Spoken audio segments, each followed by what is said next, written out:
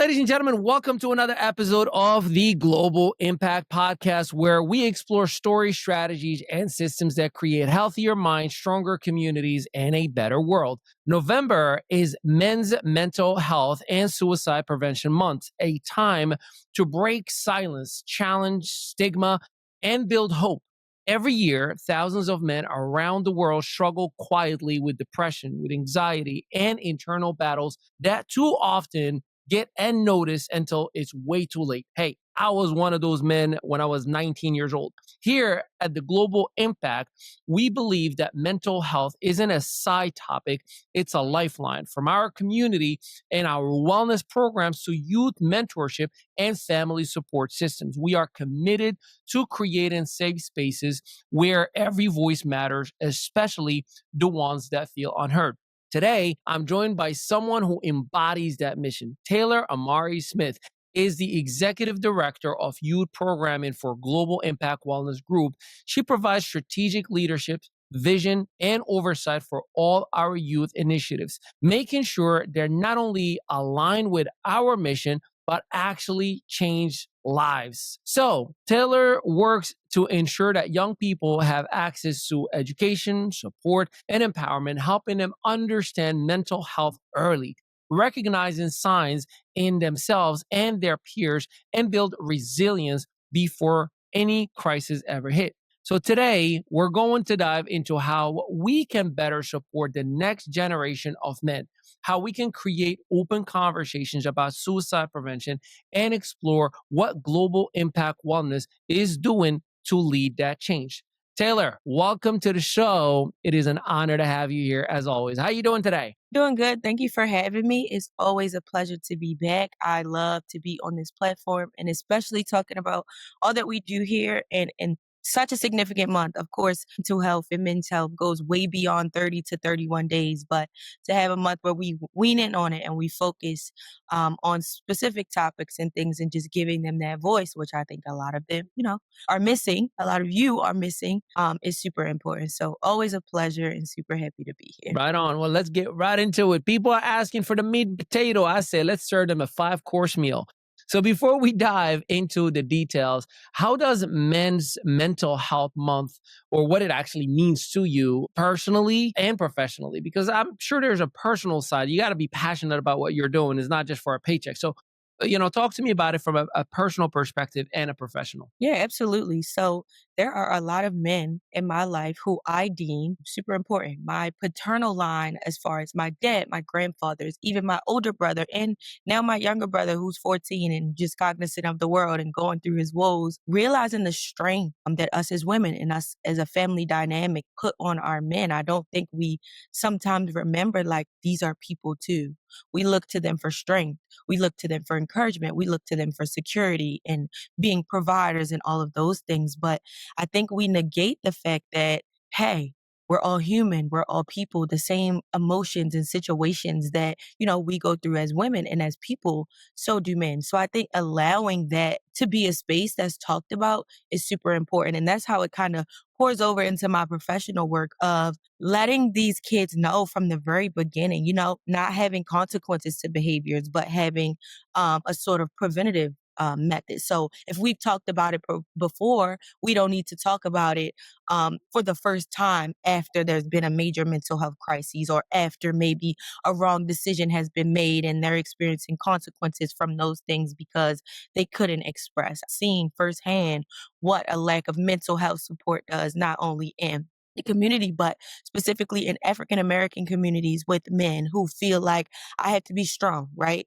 Being emotional, being vulnerable, sharing mental health situations makes me weak, makes me less of a man, makes me less of a provider.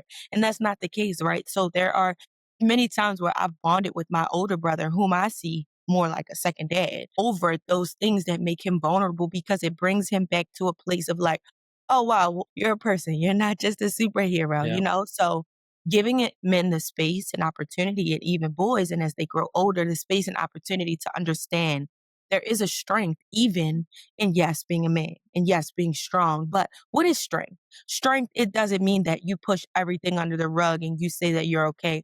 There's strength in using your voice. There's strength in using your experience to say, hey, maybe I'm not okay. Maybe this load is too heavy. Maybe I can't do this right now. This is what I'm feeling. So in understanding that on a personal level and taking those things in sort of the professional speak for global impact and what we do with the youth here has been super transformative, because I know that if we're not combating it at first, what we're going to see is a bunch of consequences on the back end, because, these kids and these boys and these men haven't had the opportunity to express themselves. I love that. Can we dive into the importance of identifying or having these conversations at an early age? And I'll give you an example. We had our 5-year-old teacher, meeting yesterday, and the teacher started to, like, she's perfect. She's this, she's this, she's this, she's that. She just does this thing where, she tends to just cry for the little tiniest thing, which we're working on. And my brain, based on my parents and how they brought me up, I'm like, I'm gonna work on it. Like, I tighten her up. But she goes like, no, the child does not know how to communicate their emotion. And that's why the child just thinks if I cry, they're gonna hug me and treat me with the love that I'm trying to get. So it was a coachable moment for me. Like, I don't know a lot about how to raise a child, and I'm only operating based on what my parents did with me. And sometimes, if not most of the time, it was wrong, right? So how is it important, if you can, for the parents to understand that it is just as important for you to understand and learn and get educated about mental fitness for the child as it is for you to know how to maneuver those circumstances, because they're not professionals at the house. So talk to us about that, if you don't mind. Literally, and I actually come from a dynamic of kind of two waves of children, right? So my parents had my brother and I super early in their adult life. And then they went on and waited about 10 years before they had my three younger siblings. And we always talk about, my brother and I joke like, oh, you guys are soft. Like, that would not have flown back in the day with us. Or did you hear what he just said? Or are you letting her go and wear that and those type of things? But we also are able to laugh about it and bring it back to a place of, I would not want my mother, because the oldest and youngest are my brothers. So I would not want my 31-year-old brother to have the same experience in parenting that my 14-year-old brother Right. has. Parents shouldn't be parenting them the same, right? And so what a lot of that is we call them soft now, but it is that emotional intelligence that has grown over the years. It is the acceptance of things aren't as stern and things aren't as black and white. And these kids do have a voice. So me and my brother often say, like, we took the brood of it, but if it means that now, as my parents are parenting the three younger kids, they're able to be more expressive. They're able to understand, like, hey, maybe I could have done this a little differently with the older kids, but I'm going to implement this with the younger kids. And we've seen how my brother at 14 years old right now has a definitely dynamic relationship, completely different from what my older brother at 14 had with my parents. So I think as the time change, as mental health becomes a topic of discussion and not just something that's being brushed under the rug, and what I mentioned earlier is what is being strong, right? So when my older brother was being raised, strength was being a macho man. If you cry, you're weak. This is how you build a house from scratch, right? My dad's a with his hands type of guy. To now, my 14-year-old brother who, hey, how are you feeling? What is up? Why are you angry? It is okay for you to say why you're angry and for us to deal with that. It is okay to cry if you need to. It's okay to discuss these things. And if you're interested in things outside of what seems macho, that's also fine too. My parents raised us on the saying of, you teach people how to treat you. So you teach people what it is that you'll allow and how you want to be communicated with and the things that matter to you. So in coming of age with those sort of two groups of kids, right? They taught my brother and I a sort of strong mental stance on the world and how we handle situations and what we show in our vulnerability because of what they knew to be true. But as we digress, the way that my younger siblings are teaching them to treat them is a little softer. I just want to say to you that sometimes when life show up and we feel depressed, we angry, we frustrated, we confused, we having suicidal thoughts, we dealing with mental health issues, challenges, and demons, I want you to know that I've been there. I'm that person. I had them issues. I had them challenges. I went through all of those struggles, man, to try to get my mind clear, get my spirit right, get my heart right, man, get focused back on life.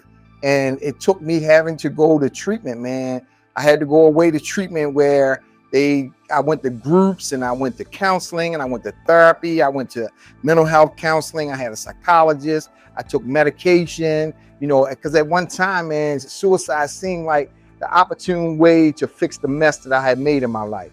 But because I heard someone say that treatment is available and that treatment worked, that I gave it a shot, man. I gave it a chance, and I decided to go into a treatment facility, man, where some people was able to love me until I learned how to love myself. And through that, man, I went to school. I got educated about the disease of addiction, about mental health. And now I stand here today, and I want to let you know that I am you. And I stand here today, man, and I am so proud to be a part of the solution and not the problem. I'm helping people here at Global Impact Wellness Group, man, transition their lives, become whole and well once again. It's a beautiful thing. Treatment work, treatment is available. If you're struggling with anything, give us a call here at Global. We got you. With a little more care, more prevention than consequences, because I think the conversations that are being had beforehand are preventing a lot of those repercussional conversations that are had on the back end when you raise up a child to be strong, in the sense of you have to be tough, and when you raise up a child to be strong in their mental health and knowing like what you feel is valid. The way that you cry is valid. And I can navigate with you how we can maybe, you know, in your daughter's case, maybe we won't cry over certain situations. We'll talk and we'll communicate, but I'm not telling you, hey, be quiet. Because, hey, be quiet, it shuts out not only It oppresses that child. Yeah. only their voice at the moment, but their voice when it comes to other things. So now when they're feeling a way about anything, what they're going to remember is, I remember when I cried the last time I felt like this, and my dad told me to be quiet. So now I'm going to be quiet, and I'm harboring all of these things, and all of these things are built up. And now we have a young adult or an adult who doesn't have the emotional competence to be able Hmm. to understand and pass along those type of mental health stigmas, and combating those that are super important as we Yeah. I love that. You know, I remember Little John was in the Breakfast Club with Charlemagne the God and, you know, the crew. And they were making fun of him at first about the idea that he released a meditation album and that he does meditation classes once a year, you know, because it's Little John, you know, like get. the 90s hits of Little John were not full of meditation. It was, you know, grills and, you know, you fill in the blank, right? Absolutely. So there is still a lot of stigma, and especially, if I may say, in urban communities, right, that were not necessarily given the resources or the understanding of emotional intelligence and, you know, what is masculinity. Like, you know, you Yeah. don't have to be, you know, tough and mean and aggressive in order to show that you are a man. You know, I remember when Barack Obama said, like, I don't have to have, you know, a 15-pound chain in my neck to prove that I'm a male, you know? So what barriers do you see most often in young men, and how do we begin breaking them down, if you will, to, you know, because I feel like even if I say to soften them up to their own happiness, somebody's gonna be like, I'm not trying to soften up, but just Exactly. to find their happy self without having to prove to the world that I am. And well, unfortunately, sometimes we are like that because of the environment that we were raised in, that we feel like I still have to prove something. But Mhm. talk to us about the barriers and what can we do to make it easier for this generation to not deal with the same demons that we dealt with. And those barriers literally include what you just said. It's all about proving, showing and telling. Showing before telling. If I Yeah. show that I'm strong, I never have to talk about what I'm going through, because as long as everything looks like it's okay, there's a facade of strength. And I think that it's an importance that the word strength and being strong keeps coming up, because strength has been for a lot of men, as they're not only coming up, but in communities on social media with artists and these people we look up to, strength has been kind of memorialized as this thing of, it means I don't cry. It means I'm always at my best. It means I'm the one who's the strongest. I'm the one who's the smartest. I'm the one who's all of these things because that's what I have to prove strong to be. And I think in combating these barriers, it's quite frankly, it's very cliche, but it's okay to not be okay. And bringing the youth back to a level of humanism, of we are all equal, regardless of if we are men, if we are women, if we are whatever we choose to be. But the fact that we are human is what unites us. And it's those very feelings that make us personable to one another, that make us comparative to one another, because I can share something with you that you may be feeling and you feel like I have no understanding because you're a man. And Yeah. you're, and that's not what it is. And it's so funny that you mentioned Little John's meditation whole thing, because it's so difficult for us to see a man being soft with other men. It's very hard for us to accept that. But how many times do we see men at their little daughter's ballet class and we go, oh, that is a man? Because when you're soft with your daughters, that's okay. But if you have a gentleness and an understanding with your son, then all of a sudden there's controversy. Why can't there live the same softness in showing love amongst any demographic and any gender to show like, hey, I'm being supportive in all of these ways, but it's not anything about being a man. It's about caring. So I can dance ballet with my daughter and I can go meditate with my son, and those things are equal and Yeah. they feel the same. They feel like they can talk. They feel like I've shown up. They see me in ways that aren't hard hat, boots on the ground, dirty when I come home from work, and, never shedding a tear. The first time I ever saw my dad cry was when Barack Obama was elected in his presidency for the first time. That meant so much to me. That made him human to me. Since then, I've seen him cry so many more times because he's just becoming an old softy, as we like to call him. But even to that, in growing up, I'm sure there were many tears that he shed. But in the sense of never wanting us to get wet, we never saw that. It rained, but we never got wet. He was Yeah. always an umbrella for that. But I think in understanding as we get older that without rain, flowers can't grow. We Yeah. gotta Man, feel that's it. powerful. Put We that on a t-shirt, somebody. we gotta feel it to be able to understand it. So as much as I'm appreciative of that emotional umbrella and strength that he showed me, we Yeah. needed a little water to be able to develop, right? So I think in that, just understanding as people and as mental health conversations are continuously progressing, that it's okay to show the realness of what we are as humans, because that's how you get kids who have an understanding of what the world is and who don't feel compelled to hold things in and who don't feel compelled to prove their strength to strangers. Yeah. No, I love that. Let's keep it there, in the celebrity world and add social media to it. In the same theme, I guess, I remember 3 weeks ago, Nicki Minaj went berserk on Gucci Mane and making fun of him, how his wife is, she took his social media accounts because he gets triggered and his trauma kicks in and all these different things. Do you think social media and cultural expectations based on what we see on prime time play a role in shaping how young men express or even suppress their emotions? Absolutely. Because when we see these figures it could possibly be going through whatever they're going through, we also see the end result of, despite all of that, what that means. So although all of these maybe not so great things are happening, at the end of the day, he's still Gucci Man. At the end of the day, he still has X amount of cars, X amount of money, X amount of success, and all of those things. So if that means that he has to shut up and don't cry, the ultimate goal is for people to be at a certain level of success, but it's like, at what cost? By what means necessary? And a lot of times the thing that is a casualty to success is the mental health and mental state. I didn't hear anything about Nicki Minaj and Gucci Man, but what I will say to that is kids mimic what they see. Yeah. They want to be what they see, not knowing on the back end what someone is going through behind doors, but they know, hey, he presents himself as tough and strong, and look at where he is in life. So I'm going to do that same thing because I want to get there, not knowing the battles off of social media that people are facing, or how many takes or how many edits or how many pictures it took to get To that get perfect. that one. to get that one picture, right? To be sitting right here, and then when you pan the camera a little bit more, we are in just a rat hole.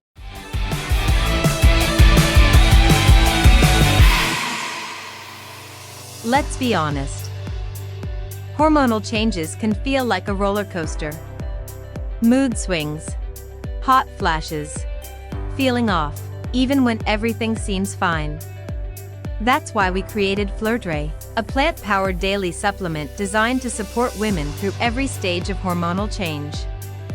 Fleur-Dray is more than a supplement. It's a daily formula crafted to help you glow, not just cope. It supports healthy hormone balance, eases occasional mood swings, and helps reduce hot flashes. You'll also get support for your metabolism, all in one convenient product.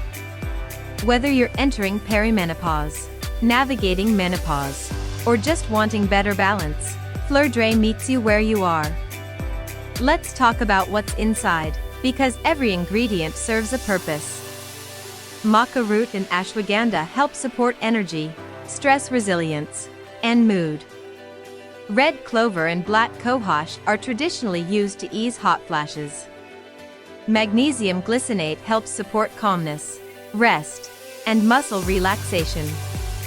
Flaxseed, evening primrose, and sage help maintain hormonal balance and skin health. And bioperine enhances nutrient absorption for maximum benefit. Plus, Fleur-Dray includes a variety of other powerful botanicals like wild yam, dong quai, grapeseed, dim, and more, all working together to support your body naturally. It's all plant-based, thoughtfully formulated, and rooted in natural support. Thousands of women are already making the shift and choosing to feel balanced, beautiful, and unbothered. Ready to glow through the change? Ask about Fleur-Dray today and experience the difference for yourself.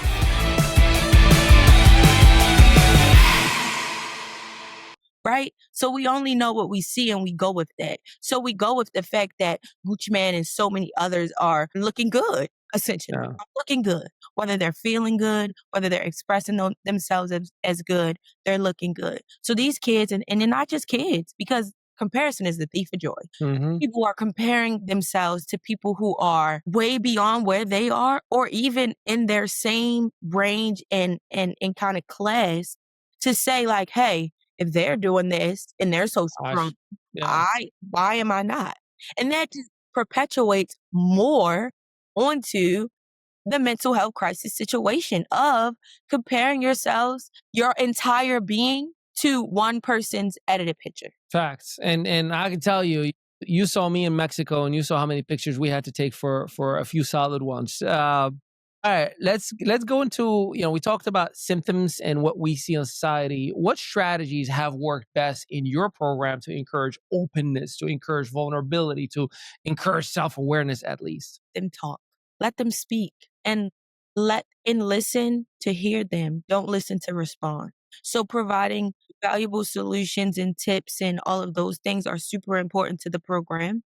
However, allowing them the space to be uninterrupted, allowing them the space to say, hey, I feel like this, and this is how I'm feeling, and this is how I feel like I should react, and then going with that, letting them talk to us and not talking at them the majority of the time. So, and also understanding the things that they're saying that they're needing and going with that, not just, oh, how's your day? Well, it was bad because of X, Y, and Z. Okay, next caller. No, we're going to talk about it. And the next time when we have a conversation as well, it's going to be geared towards how we can help your situation. Just really quickly. So one of the topics that we have topics on a week-to-week basis. One of the topics that we had last week was the things that make you angry. How do you handle your anger management? We gave them a task to write down for a week things that made you angry unexpectedly, how you reacted, and then how you could have maybe reacted differently in talking about it. This week, we went on to expanding on that with a lesson in pet peeves as it pertains to your mental health, right? Because just like we talked about things that could unknowingly make you upset, you have this running list of all these things that you didn't expect, that just, sit you over the edge for whatever reason for a course of time. Now let's talk about the things we know make you upset. We're not oblivious to what exactly grinds your gears, as they like to say. So just like we're talking about those unexpected things and how to combat life, we're also talking about the things that we know make you feel a way and talking about what we can do differently or how we combat them or different coping skills or different resources, availability to them, letting them speak, letting them be heard. Those are kids will talk to you, but a lot of times they feel like they don't have a voice because they don't have the space to be heard. And I think it literally starts with that when they feel a comfortableness and being able to not only speak, but to genuinely be heard and having reactive behaviors because of that. That's way different than being in a situation where you're being talked at about all of these things that are supposed to be good for the greater good of mental health. No, I want to know what you actually need, what's actually going on. It is important to me. So, in conclusion, allowing them to speak, allowing them to be heard, and giving them the space and opportunity to even ask and want to be able to cope with some of the mental health things that they're dealing with in a different or positive shifting way. I love that. My wife and I went to a parenting seminar last year. Celia Kibler, great parenting expert, and there was two things that we took away from that seminar, and it kind of connects to what you're saying is, asking a simple question of how come. No matter what the child says, just say how come. Because hey, how was school? It was great. And then we're like, awesome. And we just move on, right? But so I started saying the how come? And then I can't even tell you like the conversations that ends up opening up. And yeah, because this person said this, and Miss Feintuck asked me to come up and I helped and I assisted, and I see that like smile from ear to ear. You feel, man, I can feel his energy, my son that is, like feeling like enjoying the relationship that I'm having with him. And I didn't do that before. The second thing that we learned was making sure that we, the parents, not check each other, but just give some feedback. So, she'll pull me aside and be like, just so you know, like you came across like you were talking to a grown woman while you were talking to Isabel. I'm like, what do you mean? She goes like, just the way you were handling your conversation with her. I don't think if you were a stranger, I would have stopped you and put you against the wall. Don't talk to her like that. I'm like, I appreciate you telling me that, because we don't realize it ourselves. Because the mundane, right? It's just another day in the office. We don't realize it.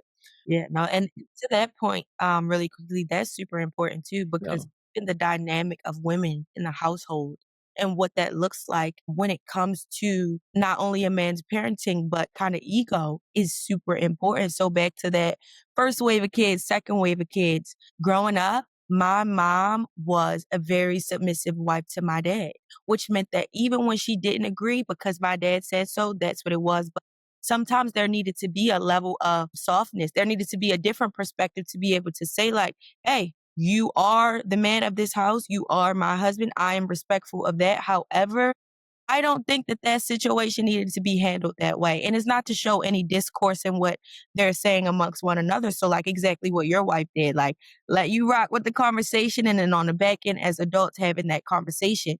So oftentimes in what we saw like in us growing up was there wasn't much leeway for that. It was whatever dad said goes. But now in parenting my younger sibling, I feel like my mom has this voice too, where it's like, okay, well, no, or I feel like this could be, handled a little differently, or let me give you my perspective as your mom or as a woman, or just coming from a different place in general. So that's also super important. The role that a man plays also has a lot to do with the role that a woman plays. So I think communicating in that way as well, you get kids who are more open to not only everything you say goes, because again, we're all people. Like growing up, you feel like my parents are the smartest. They know everything. What they say goes, and that's just it. But then you create children who grow up to be adults who are just very submissive to whatever situation. They don't have a voice. They aren't able to say, actually, I disagree with that, because what I've been taught, what I've seen teaching me how to treat me was I'm supposed to just go with whatever this man says. And that's not always the case. So that's a super important point as well. Well, as we're coming to a close, Men's Mental Health Month, right? That's kind of the driving force for this conversation. What is one message that you would like to send to men who who might be silently struggling right now? What is that message from Taylor? First of all, I love you a lot. And also, it's okay to not be okay. You don't have to be strong. And flowers can't grow without any water. That hit me. So I needed a moment on that one. I appreciate that. Of course. All right, well, finally, since you're choking me up here, what is your vision for the next generation? Since your focus is the youth predominantly, what does a mentally healthy, empowered community of young men look like to Taylor in whatever the future may bring? Sure, men that are speaking up, men that are peer to peer helping other men, young men, older men, because it's never too late either. A younger generation can absolutely help an older generation realize things. So I just hope to see men that are comfortable in who they are, their identity, whatever that looks like, and also being comfortable with helping other men redefine what being strong is. That was simply put and definitely right to the point. And I certainly pray to God that I am part of your vision. I know that we've done a whole lot between Six Flags in Baltimore, between outings, between Mexico, and a whole lot more. I pray to God that I see that coming to fruition very, very soon. And ladies and gentlemen, to learn more about how you can support or even join mental health initiatives, visit globalimpactwellness.com or just click on the link that is on the description of this episode. And do me a favor, don't touch your phone if you're driving. I appreciate you listening, but don't touch your phone. I can see you. You can click on the link afterwards. And whether it's through youth program, whether it's through coaching, whether it's community partnerships, your participation helps us continue building a world where mental wellness is accessible to everyone, where the stigma just tends to fade away. And I can tell you myself, as I'm grateful to God that I'm still here. I attempted to take my life when I was 19 years old. I've dealt with a whole lot of horrible circumstances and situations, and by the grace of God, I got so lucky to have my support system, my wife, who kept me going one day at a time. And then eventually, just 2 years ago, I decided to work with a therapist to help me out. I am the happiest that I have ever been. I am the clearest mentally, and I feel like I can be the best father and best husband and best brother, son to everybody around me, partner, because of that journey. So I cannot stress this enough. Make sure you visit globalimpactwellness.com. Make sure you ask for assistance. There are people who will get on the phone with you just for an evaluation and see what is it that could be an option for you. We will also have a blog in the website itself that gives you tools, resources, assets, and a whole lot more. This episode will be in the blog with a whole lot of resources that are going to be available for you as well. So we thank you, appreciate you. Taylor, I do this with everybody. Before we wrap it up, you get the last word. Take the last 30 seconds, send us off with some positivity, my sister. All right. Thank you so much. First of all, thank you so much for having me. And as Ali mentioned, we're available. We're available. Click the link. Give us a call. If you need to talk about, like I like to say, anything or nothing at all. Sometimes it's just cool to know that there's somebody there. And that's literally what we're here for. I'll just end with taking the first step and making sure that you are actually okay. And that means not being okay is super major. One step every day is literally the journey of 1,000 miles begins with the very first step. Yep. As soon as you begin, your journey begins. And so we are here to support and encourage that. And we have resources available. Yeah, just looking forward to seeing a more holistic, as you just said, mental health experience for all. It's not just men, but specifically men this month. And as we navigate this month, I challenge men to get more in tune with their mental health. Combat some of those things that you've got tucked away underneath your layer of string. And think about you first, maybe sometimes. So thank you so much. There you go, ladies and gentlemen. She goes by the name of Taylor-Omaree Smith. I'm Ali Mehdaoui. This is the Global Impact. Till next time, have a blessed day, everybody. See you guys. Are you the type of agency that has clients that you really want them to have that extra support? But in having that extra support, you're worried about paperwork. You're worried about the responsibilities of a communication. Well, at Global Impact Wellness Group, you do not have to worry about that because we take all of the paperwork, all of the hassle, all of the communication challenges out of the way. Please, if you have clients, please give us a call.